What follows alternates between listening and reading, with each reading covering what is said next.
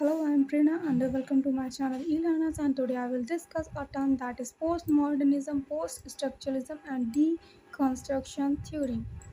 So, the deconstruction theory is given by a French philosopher and thinker Jacques Derrida in 1960. According to Derrida, it arises out of the demerits of the structuralism because structuralists gave more importance to the written language than the theme.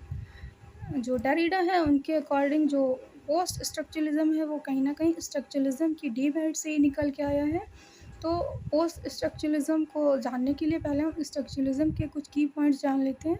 तो जो structuralist थे उन्होंने कुछ की points, कुछ की terms दिए थे।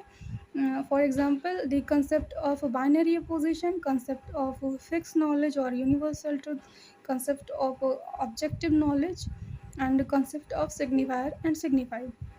तो डेरिडा ने कहा है कि जो इन्होंने कॉन्सेप्ट दिए हैं वो वर्क नहीं करते हैं, क्योंकि इन्होंने कहा है ऑब्जेक्टिव नॉलेज। तो पोस्ट स्ट्रक्चरलिज्म में ऑब्जेक्टिव नॉलेज को अपोज किया गया है।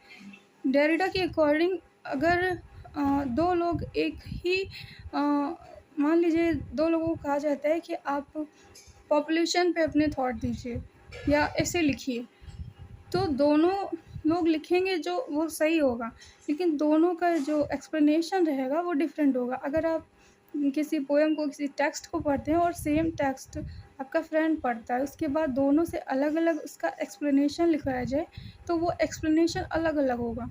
तो डेरिडा ने कहा है जो नॉलेज है वो ऑब्जेक्टिव नहीं है, वो सब्जेक्टिव है, वो सबकी अलग अलग हो सकती है।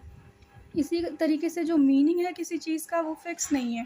आपके लिए किसी चीज़ का कुछ और मीनिंग हो सकता है, किसी और के लिए कुछ और हो सकता है, क्योंकि जो मीनिंग है, जो लैंग्वेज है वो इवॉल्व होती रहती है।